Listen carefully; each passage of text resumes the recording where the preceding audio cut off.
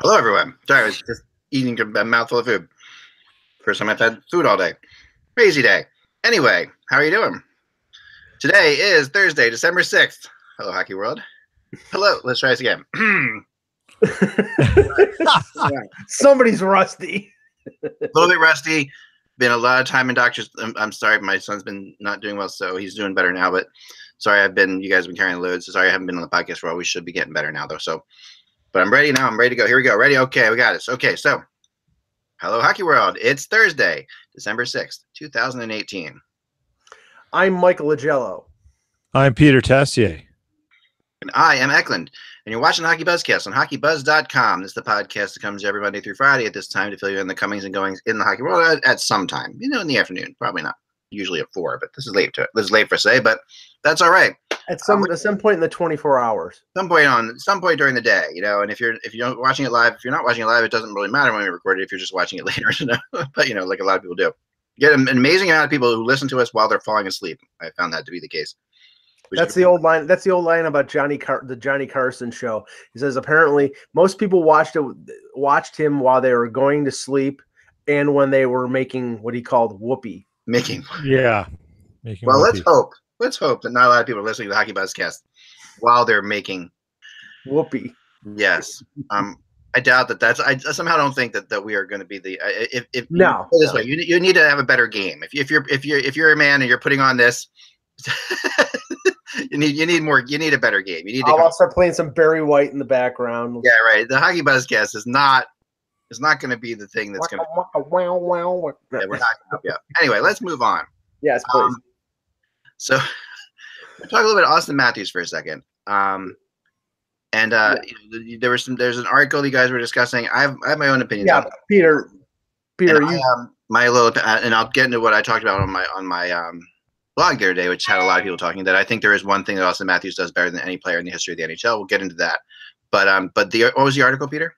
So the article is basically the premise that Bruce Arthur, who I have a lot of respect for and a lot of time for, even though he went to Kitsilano High School in Vancouver, and that was a rival of mine, but Bruce and I have hashed that out.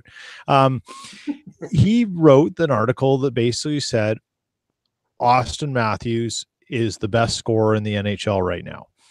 And he put a bunch of data in there to support his claims. And Bruce is a thorough guy. He's a good writer. And, and he sort of on Twitter made sort of a joke sort of saying, with apologies to people in Winnipeg. Well, unfortunately, the whole thing in Winnipeg with its constant inferiority complex around its city and stuff, it takes off and goes bonkers on Twitter. And the idea being is that it naturally devolves into a Matthews versus Laine debate. And, Bruce has a point. I think his point's totally valid, and I think it's a worthwhile discussion, and others may see it differently. But it's not to say, saying one person is currently the best means he's the best right now. It doesn't mean he's the best forever. It doesn't mean he's the best next month. Just right now, in a few games back, this is what he's doing, and it's damn impressive. And what? Yeah. A week ago, Patrick Laine was the best scorer in the NHL because he'd had 11 goals in 4 games or something. And the point that I made when Peter was telling me about this is the fact that, Patrick Laine is the best when Austin Matthews is not in the lineup, which, by the way, happened. He missed 14 games already this year with a shoulder injury. He missed 22 games last year with a variety of injuries. And, and all Leaf fans are keeping their fingers crossed that this isn't a chronic thing where he gets hit once by Jacob Trouba and he gets knocked out of the lineup for 4 weeks. That's the only, I was in the scrum with Matthews after the game and Babcock after the game on Tuesday. And, they were both basically saying, well, he was doing this and he's still not at 100% because he's just coming back from the shoulder injury. And that's, I don't know how true that is. Maybe there's a bit of truth to it. But I can say that when he is at the top of his game, he is one of the best 2 or 3 players in the league. But the question that I have is durability. And he has to basically stay in the lineup for the rest of the year for people not to be, questioning the fact that he can stay healthy, because that, that is going to plague him throughout his career if it does happen. Yeah, it is. Yeah, and I think the interesting thing about Matthews and Line is neither of them are particularly great defensively. They both have a lot to learn on that side of the game. Sure. I think Line may have a better pure shot, but Matthews has an all-around far more diverse skill set with his stick and the puck and his skating and what he does in the offensive zone than Line does. And he's a far more well-rounded player. His skating is about 100 times better. Yeah. And he sees a play develop very well.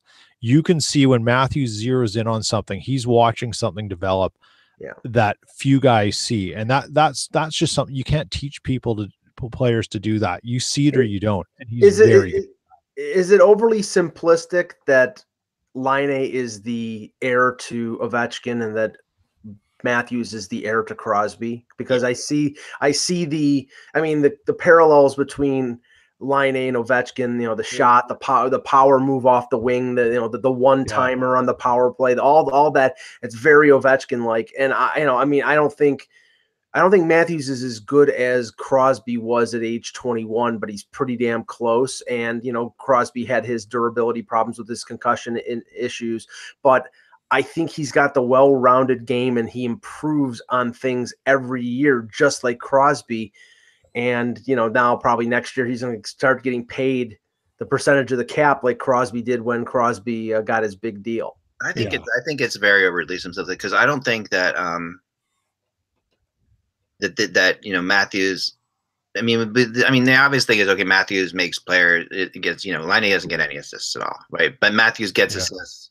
And but Ovechkin got assists. So I think Line really doesn't get assists.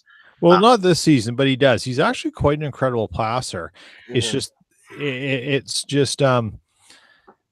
It's just that it's not really happening that much this year. Last year it certainly did. He had 44 goals, but he had, I can't remember how many points he had last year, but he had assists. It's just that, he's a howitzer. Let's be honest. That's what he is first and foremost, and everything else comes second. Right, and that's how it should be. When you can score like he can score, that's fine. You're not looking to get assists. Line to me is more Mike Bossy. Like that's who and that goes back a little ways, but it reminds me of Mike Bossy in terms of just that ridiculous, like on his stick in the goal type thing. The biggest shame about the Mike Bossy era is that there is no really great, it's long before high definition video, right? But we don't have those kind of highlights of Bossy in such clear, pristine color. Well, living in Philadelphia, what he used to do, that wrist shot was epic. Oh man, living in Philadelphia, watching the zillions of Flyers Islanders games in that era live, Bossy is forever in my mind. I can tell you, he was torturous to watch. He was ridiculous. There was nobody who could shoot like him at the time. He had Trache passing to him, who was an amazing playmaker, and those guys were crazy, and that's why they won 4 Stanley Cups. It's clear. And Clark Gillies protecting him. Yeah, Clark Gillies protecting him. Dennis Potvin on D, and then goaltending. That Islanders team had everything, but they weren't stacked. But they had what they had was like Potvin was the best defenseman maybe in the league for a while there. Trache was the best playmaker for a while there. And Potvin was far and away the best finisher. That's Matthews is not like Crosby to me. I think it's funny. People always joke about, what is Crosby like? And the funny thing is, like, Crosby to me is closest to, like, if these were evolutions, like my son likes Pokemon, if they were evolving, Crosby is an evolution of Bobby Clark, actually. Like, he is. Because he doesn't have the toughness. I think he might be he might be the next generation of Trache, because they're both great on faceoffs, great two-way. Yeah, but Trache was more of a finesse player than Crosby is. Like Crosby is not a finesse player. Crosby is, like I've said forever, Crosby is the best grinder to ever play the game. No two ways about it. That's what he does. He will cycle the puck. He'll go to the net. He'll score ugly goals. He's not dirty like Clark, but he's not exactly not dirty. Crosby does have his moments, right? Crosby is not. He's not going to win any Lady Bing awards. Sidney Crosby. He has, and a lot of that moments come from frustration of people hacking him and stuff like that. But Sure. And he's better in everything than Clark was. But the fact is that he has all these natural skills and also has the leadership that Clark had, which is like, and that's the thing that, and it's hard to find anybody like, and Trache had that too, but Trache was very much, and Trache and Clark were very similar, but I think Clark was more of a, more of a, just a heart type player, where Trache had more skills, maybe. And Crosby has more skills than Clark, but Crosby also has more heart than anyone too. So Clark, that's what I see. Where I see Laine like Bossy, but Matthews though, getting to Matthews though, what is Matthews? Like that's the big question. Like where's he evolved from, and what are we comparing him to? Which I think is interesting. Is he the best scorer of all time or right now? Well, I've heard people compare him to Lemieux because of his size, but I think Lemieux was more, at least in his era, was more dominant and was more. I mean, Mario Lemieux made Rob Brown into a 40-goal scorer. He is close to Lemieux. That is probably the player you can most say he evolved from. It's funny. I saw Rob Brown on the news today. There's a story on him on one of the Canadian networks. That's so funny. You bring his name up.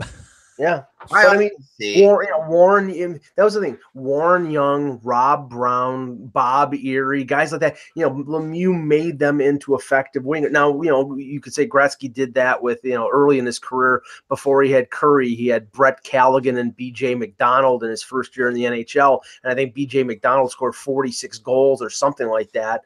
So great players. But that's the thing. Crosby is weird in the sense that he usually doesn't make it's tough to match up guys with him. He played best with Kunitz and Dupuis. Not when they had a Ginla, not when they had not Phil Kessel didn't work with him. Matthews he's the conduit. Matthews is the guy who finishes. That's why people think that that Nylander coming back is such a big deal, because he's more of a playmaker. He's a center originally, and he's been moved to the wing. And the fact that he can set up Matthews will just make him even more lethal. I don't know how much more lethal he can be. He's got 15 goals in 14 games. You know what I kind of see in Matthews too? Like Lemieux is a good one, except he doesn't quite skate like Lemieux did. But Matthews, and a lot of people don't give this guy enough credit, but Mike Modano. In a lot of ways, I see Matthews and Mike Modano, I see Mike Modano and Matthews in the way he scored goals, and Modano's. Now Modano was not as physical, but also the tendency. The funny when I remember when Matthews first came into the league last year, and he was getting some heat for not playing very well defensively and stuff like that. Like there was issues where they gave up. He made great games, but then they would score on it when he was out on the ice too. It really reminded me of Modano early in his career. Everybody was like, Modano is such a great player, but he's so bad defensively. Well, that's why Babcock was, for the first 2 years of his career, had him playing with Zach Hyman, because Zach Hyman is a very capable defender and would cover up for the offensive forays that Matthews would go. But the only reason we bring this up is because I was at the game on Tuesday, and Matt and the Bruce Arthur article, obviously, but that stems from Matthews scoring 2 goals against the Sabres, and Jack Eichel scored 2 goals. And Jack Eichel is having a really good year. It was 35 points, I believe, 34 or 35 points. But he had only had 5 goals until Tuesday, and then he put in a couple.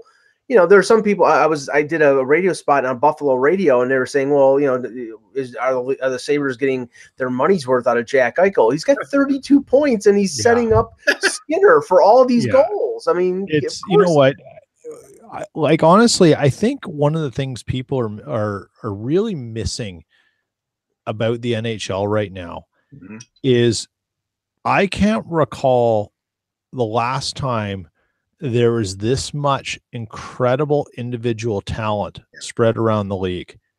Let's list off and look at the age we're talking here. Great blog. I like this evolution concept. You're right, Peter. Good. Right. McDavid, Matthews, Laine, Eichel. Okay. That's just 4 in the last since 2015. Right. Now go on. Keep going. You've got Domi doing things that are incredible. Let's go down. Go to and pick another team. Tampa Bay. Pick a player. Braden Point. Braden Point. Go to Calgary. Johnny Gaudreau. Now you got Pettersson in Vancouver. Yeah. Pettersson, and you still got Ovechkin and Crosby. He's still Ovechkin. Like, to me, you know what's interesting? I was trying. Mind-boggling. Somebody what's asked me, available right now. Somebody just texted me. They texted me. They really like this game we're playing, and they said, "Who is McDavid? You know, where does McDavid come from? Like, where did he evolve out of?" I think he's Gretzky. Although he's got and what a shame that we just had this great conversation around these guys, and the one name that didn't really come into it through no fault is McDavid, but he does get a little lost in the shuffle because he's buried under a nightmare of problems. And then the thing is, I have to say this: McDavid has. I mean, Gretzky was not a phenomenal speed skater. He's not Gretzky. That's why I'm saying he's not Gretzky. That's not. No. But the vision, the playmaking ability is Gretzky. He's got the playmaking ability of Gretzky. I mean, like. What are you going to say, Dale Hawerchuk? I mean, that's the guy. That's exactly who I think McDavid is. I think McDavid is the evolution of Dale Hawerchuk, unquestionably. Where I think Steven Stamkos is the evolution of the guy who used to run his team, Steve Yzerman. Like, I think that's like, when I see Stamkos, I see Yzerman. Maybe a little bit better finisher, but there's so many similarities. It's late 80s, early 90s. Yep. That is probably the last time we saw the talent level like it is right now. Yeah. We're talking about were that era, Well, really, you know what? If you took 2018 to say, let's say what we're going to see to 2020 and compared it 98 or 88 to 90 and see where it comes through. And maybe the years don't line up perfectly because you have the 1990 draft, which was epic. Yeah. Right. Oh, yeah. But I mean, it's been a long time since we've seen this much individual pure talent in the NHL spread out. Well, I was going to say early 90s because you remember you had that offensive flourish where it was LaFontaine, McGillney, Hawerchuk, Gilmore with Toronto. It's a little bit of Matthews and LaFontaine too. LaFontaine. Modano. There's a little bit of that too. Yeah. Yager's on his own island. Like, it's funny. Like, I really can't think of. Like, I often said that Malkin evolved from Gordie Howe, and I do believe that. Like, that Malkin is the natural movement from Gordie Howe, but because when I saw Malkin, I went to Pittsburgh to see Malkin's first game as a pro, and I had to cover it, and literally from the warm-ups on, I was blown away by the fact that he did everything at such an incredible high level, and you've still seen it. Malkin is the most underrated player in the league, I think, hands down. Yeah. Well, the funny thing is here I'm just looking at the top 10 scorers in the league right now, and this is get ready for this act because we're going to be talking about this all summer. Right now, in the top 10 right now, you have 1, 2, 3 players who are restricted free agents. Yeah. Rantanen, Marner, Braden Point, and one guy in Matt Duchene who's an unrestricted free agent. Open up the vault, folks, because that's that's top 10, and that's right now. Who's Marner? Who's Marner, guys? Who do you think Marner came from? Yeah, like I mean, I think Marner actually is. I've heard him compared to Patrick Kane, and I really buy it because he's got the vision of a center. He's not the fastest guy. And I don't think Kane is the fastest guy in the league, but it's that vision. It's that unconscious thing. Now, the one thing I think Kane is a better sniper than Marner. Marner is a pass first guy. I'm going to throw out a name that people are going to think that I'm underestimating Marner, but people never give this guy enough credit for the kind of superstar he was. But I'm going to throw out Adam Oates with Marner. Like, but Oates was a center, and that's the thing. Marner is playing for sure. Yeah, I know. I was going to say just because of size and his tenaciousness, and he's still young and stuff. But I think, and the fact that he's a local guy is a lot. It's kind of like Doug Gilmour, even though they're different players. But Gilmour was a center too, though. Yeah, That's the problem. That many great playmaking wings, and that's not. It's hard to find them. Throughout the league, like it really is. And Nathan McKinnon's another one. I mean, he's another guy, he's ridiculous, right? And Luc Robitaille. Yeah, but Robitaille couldn't skate.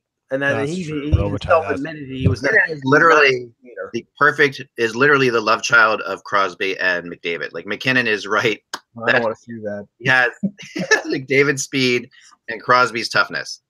And that's like the thing about the two of them. Yeah, we didn't even bring up McKinnon in that list. I know. That's like I mentioned him, but right. But I mean, just young talent everywhere. It's insane. Nathan McKinnon is so overlooked. I love watching that guy play hockey. Let me mention this because it was the game that McDavid was involved in yesterday, and we can bridge that to what we're going to talk about in terms of rumors. Yeah.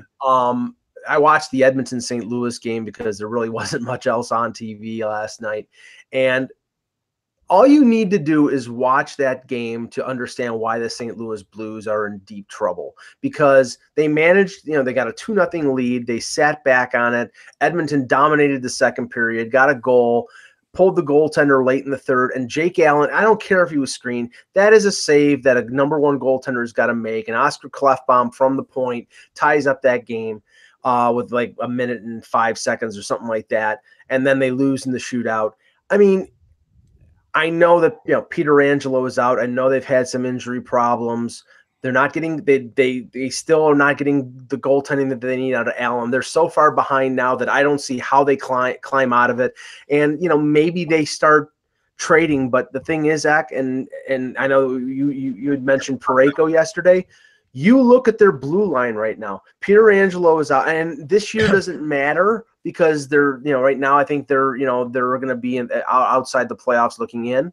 But look at the depth of their organization in terms of blue line. Peter Angelo is 1 year away from being a UFA. They have to sign him. Bouwmeester's at the end of his tether. Yeah. Parayko is probably their best young defenseman. Him and Vince Dunn. They're loaded. They're absolutely stacked at forward, but they don't have the defense. So I would think they're going to trade, forwards rather than trade Parayko. I just don't think the Blues are a team that are going to magically turn it around. Right. I just don't think that's going to happen. And they faltered down the stretch. And this time last year, they were third in the Central. I was just looking something up for the blog I had today about where the Jets were this time last year. The Blues were third, and then they went downhill and became sellers. If they play it smart, they could be sellers again, and they should be sellers again, and they need to recalibrate where their balance on that team is. Because getting rid of Parayko, I agree with you, Mike, is just that's not smart. But getting something for Bouwmeester, for someone who needs some depth coming up for the play, like get anything you can now. Right. Because if you've abandoned ship with a coach and the problems run deeper than switching out Mike Yode for someone else, or for who is Berube, right? Yeah. For Berube, if the problems run deep with that, then you've got to start addressing things and making a plan coming into the next, month and a half here about where you're going to be. Because go ahead. And talk about not getting bang for the buck. I mean, Ryan O'Reilly's leading the team with 28 points. That's pretty good for him. Point per game, I think is but he gets a lot of ice time. But Tyler Bozak, they're paying $5 million, I think, for 5 years, 3 goals, 8 assists. Yeah. I mean, that's they're not getting, and Tarasenko's not having a good year. Braden Shen's not having a good year. Alex Steen's not having. People have good friends in St. Louis who are big Blues fans, go to every single game. There really is a very polarizing opinion about Tarasenko. Like he absolutely. Yeah. There are people who really can't stand him. There are fans out there who they admit he's talented, but he's so frustrating because he's so inconsistent that there are fans out there that want him traded, that think that there's way more value for him than he's worth. And a previous show, I mean, I listened to, and it's a great show to listen to. If you can watch the Buzzcast and listen to 31 Thoughts with Elliot Friedman and Jeff Merrick, because it's a great show. And he was talking about the problems in St. Louis after Yo got fired, and Tarasenko and Hitchcock were like fire and gasoline, and it didn't improve under Yo. And talking about a guy who's making $7.5 million and they expect to score, and he's a top talent. But he's only got 9 goals right now. So if you're going to shake the foundation of that team, and some people have said they've made too many changes, they brought too many people in, but obviously the formula that's there right now is not conducive to winning. You may have to blow it up in a certain sense and let the young guys that they have, like Thomas and Kyrou and Costin and all these young guys, maybe let them sort of take over as the next generation and clear out a guy like Tarasenko, who clearly can't be a leader. Well, I think that the place to put Tarasenko would be in Washington, because from what I've heard, it's just like there is he would benefit from being around Ovechkin. Like Ovechkin, what Ovechkin does there is is so important, and a lot of Russians who played there who have struggled other places Yeah. I mean, Tarasenko could just destroy it in Washington. But the question is, they have to give up. I mean, the real problem right now too is the Braden Shen trade, which really looked like a killer trade last year for the Blues because Yari Lettinen's been nothing for the Flyers. Also includes Morgan Frost, who is for the Flyers, and Morgan Frost is killing it in the. Yeah, Morgan Frost is going to make Team Canada for the World Juniors in Victoria and Vancouver. He's probably going to be, I'd say, either number 1 or number 2 center on that team with Barrett Hayton, who's the Arizona first-round pick, I believe. I mean, that was a great pick by Hextall. Yeah. I know his dad personally, and so I'm a little bit biased, but I'll tell you right now, he had a 100-point season in the OHL last year. He's going to probably do that again. He's a great playmaker with great speed. So I mean, yeah, because I was talking to the Flyers today because Parayko's name came up involved with the Flyers, the Leafs, and the Rangers. Okay. 3 teams that I would kind of expect to be in on Parayko. And it's not really surprising. I also think New Jersey will get in eventually, but I haven't heard them yet. But when I talked to people about it, no one denied it, but I didn't get far enough that I could actually say they're in there. Well, you know who needs Parayko? Toronto. No, Toronto does not need. Oh, no, Parayko. Sorry, you were talking about. I was thinking Tarasenko. Sorry. Oh, okay. Yeah, never mind.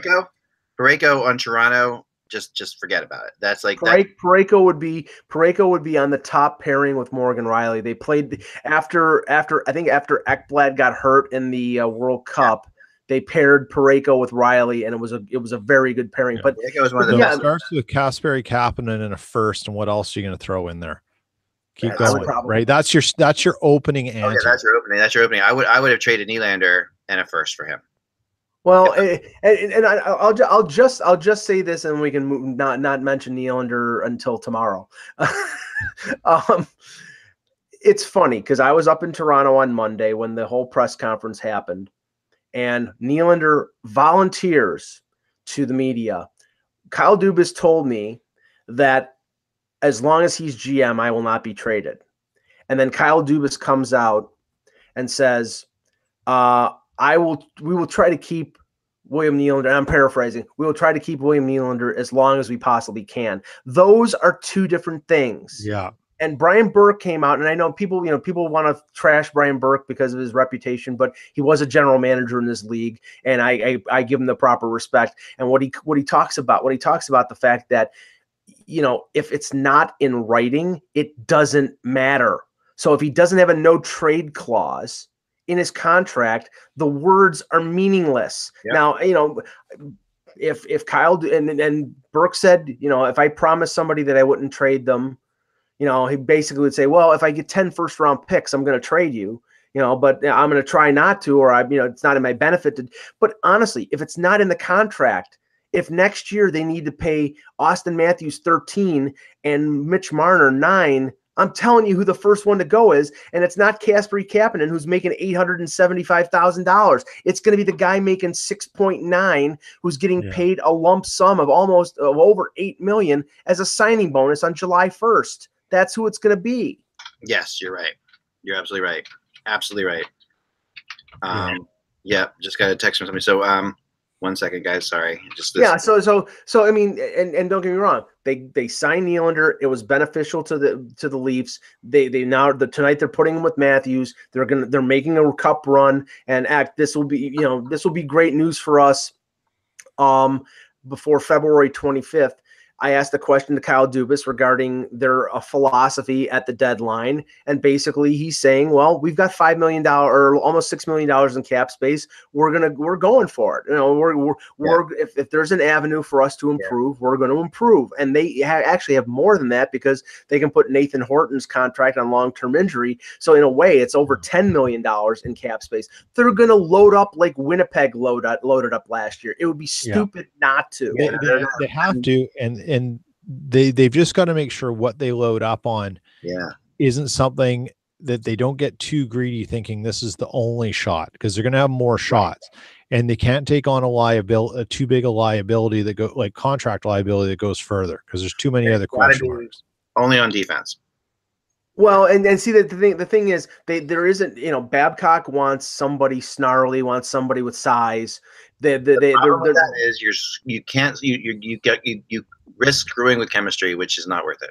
Well, right, but I mean, what I'm saying is, like, right now, like, they up front they need a left winger, and the two best left wingers out there are Panarin and Skinner, and that just provides them more of what they already have.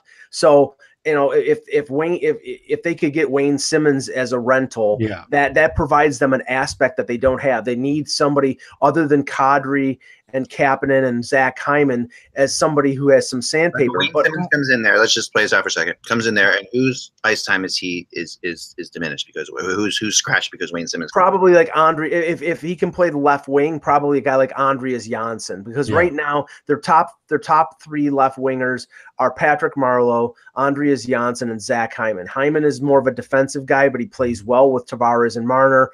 Marleau is 39 years old, but he's still good.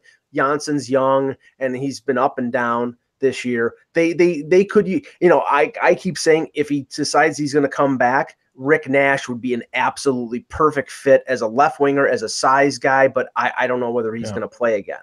You know what? Because he costs you nothing. Right. That's the beautiful thing, other than some salary. So you pay him $5 million prorated from the trade deadline on. Exactly. Kyle Dubas is doing that in a minute. The problem is you just don't know what you're getting because he hasn't played any hockey. Right.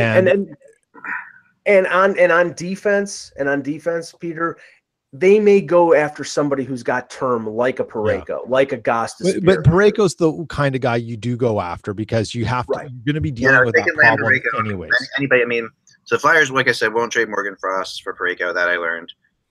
But almost anybody. I mean, there's almost anybody else from that. You could see Gostis for Parayko in a situation like that. But they're going to be very careful. They're going to. I mean, but you're not going to see anything. They also have some pretty good prospects on the Phantoms as well. That it depends where St. Louis is going to go.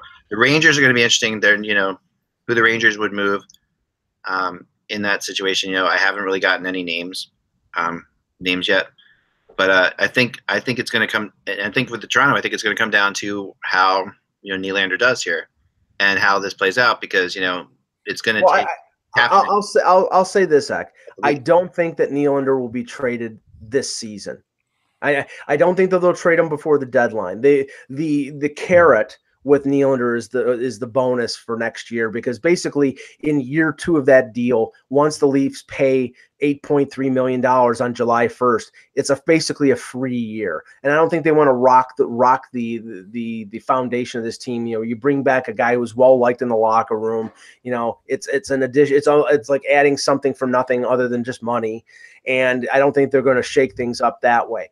The addition is going to be on defense, and where I think if it's a Parayko, if it's a Gostis, if it's somebody like that, it's going to be somebody with term, because if they have to give up something like Peter suggested, which is Kapanen and a number 1, it's not going to be for somebody as a rental. All they'll do is they'll let Gardner walk.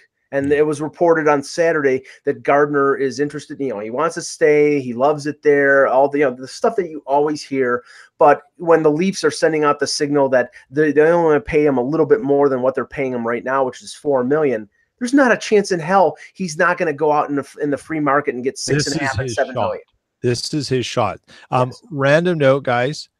I just want to point something out. Yeah. Today is the 7th anniversary of Tyler Seguin getting scratched for missing the team breakfast in Winnipeg. Wow. It just came up my Twitter timeline. That's nice. Great. Wow. Just a random little factoid. I wonder what he was supposed to have for breakfast, that he didn't have oatmeal, or It's the team breakfast. Jonathan Quick's another name that we have to look out for. He's going to be moved, I was told. And there are teams that are very interested in him as well. This is a spot where you have a guy who, they have the Kings are still trying to do something this year, but they're really comfortable with their goalies that they have there, and they realize that Jonathan Quick is the kind of goalie that this could come down to, say, if Toronto were to lose, or Toronto or somebody were to lose their top goalie. That's when Jonathan Quick becomes a factor, because any team that doesn't have a really strong backup but has high expectations is where you have to look to Jonathan Quick, I think. Yeah, but he's got another 4 years at $5.8 million. I mean, I know.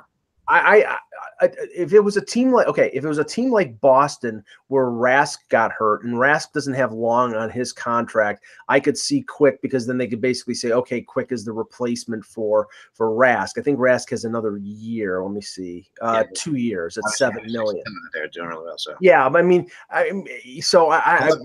Pittsburgh's an interesting one because well, I know you mentioned Matt Murray, and Matt Murray is apparently, Elliot Friedman said this, and I looked into it because I was shocked because, again, these are two guys that I just like. Parayko and Matt Matt Murray are two guys that I just didn't think would be traded anytime in the near future at all. I mean, with Matt Murray, the concern is, again, like I was mentioning with Matthews, the concern is durability. He gets hurt every year. He gets hurt during the playoffs, and they were lucky enough to have Marc-Andre Fleury as their backup, so they didn't skip a beat. But when you get hurt every single year, I mean that's a problem. Right now it's like I mean they had to call up Tristan Jarry from Scranton Wilkes-Barre, and then they were playing Casey DeSmith. It's not conducive to making the playoffs when you have to play those guys over Matt Murray. You need Matt Murray to play 55 to 60 games, and if he's not, then you have a problem. Yeah. You're right, and he's got it, and because Pittsburgh really they don't have the backup, and the Penguins. I mean, I think Jerry's a good goaltender. I think if he's just not ready to be a starter like that one. Like he's not. The Penguins are a Stanley Cup threat. And that they are. That's where they are. Right. So you have to consider them when you consider them a Stanley Cup threat. You have to really realize that that's what they are. Well, I'll tell you one team that Tampa's another one. Tampa's another one actually. I'll tell you one team that should be in on Quick, and that's the Edmonton Oilers, because Cam Talbot, he's on the last year of his contract. Koskinen, their other goaltender, is on. I think he's a UFA. They signed him to a 1 year, and if Quick is right, I mean, if healthy, he would cover up a lot of ills, and believe me, there are a lot of ills in Edmonton. A lot of ills, and I mean, I think you're right about that. I think that, and that's the kind of thing I could see Hitchcock getting behind that. That's kind of Hitch needs a goalie. That's but Hitch isn't going to be there long. I mean, that's the thing. That's Hitch doesn't care about that. I mean, that's the thing. I mean, he's not going to be there long. But remember, I was told, and I believe this fully, that they offered Quenneville a spot in Edmonton, but he could only give him 1 year, which is really which means Chiarelli is on the brink too. So. Right. Don't think that in Edmonton, to me, that means that Chiarelli will do anything by any means possible this year. Well, if it's crossing down the line. Go ahead, Peter. Is Chiarelli even going to have next year to do anything? Because no. If he doesn't get it done this year, like Chiarelli, the second he fired McClellan and brought in Hitchcock, Chiarelli basically said, I know this is bad. I'm going to put the noose around my neck. Right. And every time, and I'm going to give it a little tug each time something goes wrong, because that's how close Chiarelli is to being just push him off, tip him over the thing, because there's no way they continue down this path with him fixing something that he can't even realize what the problems are. Right. Well, I mean, let me ask you, because of Philadelphia. I mean, from what it sounds, I mean, I've heard a couple different people talk about this in the sense that they think Fletcher's going to come in. He's going to go on this road trip that they're on right now. He's going to evaluate the team, and then maybe 2 to 3 weeks. It's so weird how the parallels are between Chuck Fletcher in Philadelphia right now and his dad a decade ago in Toronto, taking over in the middle of the season and having to deal with the Muskoka Five, But the thing Matt is, Sundin. Matt Sundin not waiving his no trade clause, and we'll remember the phone call I made back then that I think he thought I was going to jump off a building. But this is the thing. It's like Philadelphia basically has an edict here to make a deal, or they need to make some sort of deal. They need to address the goaltending situation. They may want to shake up the roster. Quick would make sense there because they have no goaltending, but if it's not that type of thing, I mean, do they trade Gostisbehere? Do they trade Santa? I mean, where do they go? Well, what do they do? And that's the big question here, right? And it's I mean, what is very apparent to me in Philadelphia, and I'm going to write about this soon, and I'll kind of break it here. It's not. I mean, it's probably not breaking something as much as this is not rocket science. That they are waiting for Quenneville to decide what he wants to do. Yeah. And that's pretty obviously what's happening here in Philly, because there's no reason otherwise that this Haxtell thing is. And Quenneville has come out and said flat out that he's not going to decide till after Christmas. So when he says that, and he says it to everybody, like if originally he wasn't going to play at all this year. Remember, that was Quenneville. Quenneville's like, not play, but coach. Quenneville's like, I'm done for this year. I'm going to take this year off. I'll wait. Everything's fine. Then the Hextall firing happens, and suddenly Quenneville's saying, I am not going to make a decision until after Christmas. At which time Haxtall is still here. And now a new GM comes in with a new assistant coach, but Haxtall is still here. So to me, they're not going to bring in an interim coach for 3 weeks here. Mm-hmm. They're not going to do it. Well, the ironic thing. Oh, there's an echo there. The ironic thing is that I'm still getting the echo. Hold on. I'm not hearing it. I don't know why, but we're not hearing the echo. Sometimes when yeah, boy. Let me log off and log back on. Oh, no, it's stopped. Now it's stopped. Yeah, okay. The ironic thing is that the two teams that were supposedly, the most interested, other than Edmonton, were St. Louis and Philadelphia. And St. Louis is at the bottom of the Central Division right now, at the bottom of the Western Conference, and Philadelphia is not much better off right now in the East.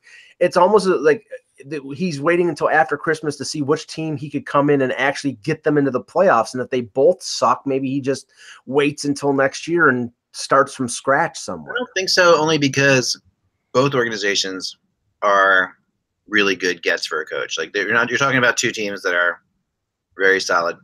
Philadelphia is, I mean, I know I'm biased, but Philadelphia, often you'll hear people say, I heard people saying this is when the whole GM hunt was going on, that Philadelphia people think of it as like the seventh original six team. Like if there's an original six team afterwards, the Flyers, and you can see that because they have that long history. St. Louis also came in the same year as '67 as well. St. Louis has a great history as well, but Philadelphia, not as much traveling, Eastern Conference right here. It's a really good, and it just has a history of treating everybody pretty well here. Philadelphia's it's a hard one for Quenneville to turn down. There aren't going to be many other teams of that profile that are going to be looking for coaches. It's a talented enough team that it can be turned around quickly, but the thing is that the things that will make them good have been apparent for decades, and they still haven't been able to take care of it. And that's the problem. It's like, okay, it's easier said than done. Go out and find a goaltender. Okay, they trade for Jonathan Quick. He probably tears an ACL the next day. You know what I'm saying? It's like that's been their luck the last 10 to 15 years. They can never find a solution. Yes, but the Flyers' goaltending issue is obviously legendary, but at the same time, it is overblown. I mean, because there have been goalies that have come in here and have done really well for stretches. Roman Cechmanek. Yeah, I mean, remember the Flyers? Brian Boucher in the 2010 playoffs. Their players, they got them to the Stanley Cup Finals. And then they kept going back and forth, and guys were getting hurt. Yeah, I mean, these aren't like great goalies. They haven't had the one goalie who, in all this period of time, we used to joke about like the 25 goalies the Flyers had during the period of time that Marty Brodeur was the goalie for the Devils. It was like the craziness of that kind of situation. But that's like the Buffalo Bills quarterbacks during Tom Brady and it. Right. And but there were some pretty good ones in there. Bobrovsky was pretty good for them for a while. They had other guys in there that played very well.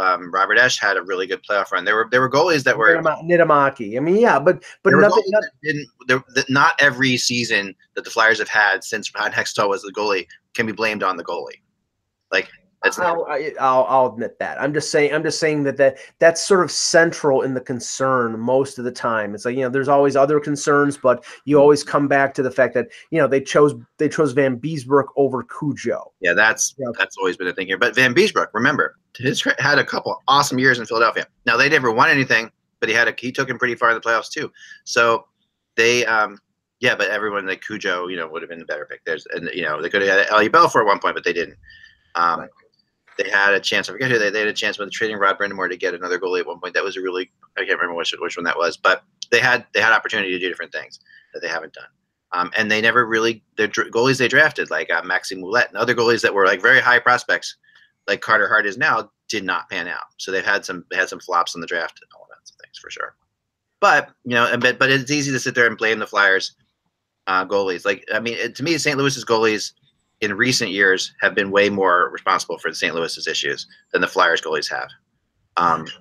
And honestly, up until the ascendancy of Connor Hellebuck, that was the bugaboo in Winnipeg. It was always Pavlik and how he dropped the ball. And, it's like that was the last – when Hellebuck became the goaltender that he's become, they became a stable Stanley Cup contender.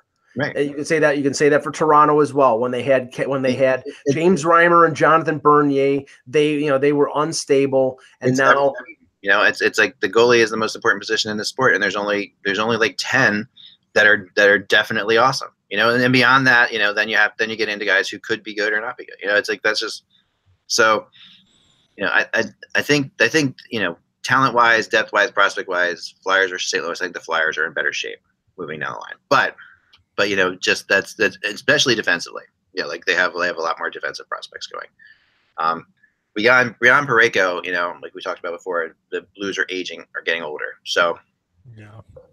Well, I mean, if you look at their, and I know we're gonna finish off in a minute here. But if you look at their roster, I mean, they traded for a 31-year, or they signed a 31 or 32-year-old center in Bozak. They traded for a 28, or I think he's 28-year-old O'Reilly. Steen is in his 30s. Perron, I think, is David Perron's not young. They went. Yeah, they went old. They went for one more kick at the can, but the problem is that the guys that they signed and the guys that they traded for were not just 1-year guys. I mean, they signed Bozak for 3 years. They signed O'Reilly has got 4 more years on his contract. I mean, that's long-term money, and I know that they have a lot of young guys, so that'll sort of counterbalance it. But right. Yeah, I mean, Doug Armstrong's neck is in a noose right now. I mean, the Blues have set themselves up so that if one of their goalies gets hot, they have the talent to do something. That's where they are, and that's what teams try to do. Because going into the playoffs, that's all they can do. They can say, okay, if a goalie gets hot, do we have the ability to score goals and make something happen? And the Flyers and the Blues are both in that situation where they could be dangerous if their goalie got hot. But that's not a given at all. So it's a little frustrating. But they're not alone on that. Every team, there's so many teams that are like that. There are very few teams that can do it without that. I mean, really balanced teams. It seems like the Predators need Rene to be good too. I mean, everybody needs. There are very few teams that can win it without a dominating number 1 goaltender, and there are very few teams that can win a Stanley Cup without a good defense. Yeah, and that's a message for all Leaf fans: a good defense. Yeah. I mean, it's we talk about even like. Look at like the Vegas Knights last there. Like as good as they were, and we can sit there and say they had other goalies that played really well in the regular season, which they did, but they're not going anywhere if Fleury doesn't stand on his head in the playoffs. I mean, Fleury's position in the playoffs. Fleury single-handedly defeated the Jets. Yeah. He should have gotten. I mean, and then once he couldn't play 950 goalie anymore, it all came crashing down. I was still in favor of him winning. I was still in favor of him winning the Conn Smythe, even though they lost in 5 games in the final. Thought they should have given it to him before the Stanley Cup final. Like, who cares at this point? Yeah. Literally, if I'm voting for that, I'm like, I don't care what he does in the Stanley Cup final. He could stink up to everything, And he didn't stink in the Stanley Cup final either. He didn't, but he could have really been horrible in the Stanley Cup final. And still, for taking an expansion team to that point and beating the quality teams he beat. Yep. That was unbelievable. It's all the time we have for today, guys. Enjoy the games tonight. We'll be back again tomorrow. Thank you so much for watching. Remember, without the buzz, it's just hockey. We'll talk to you soon.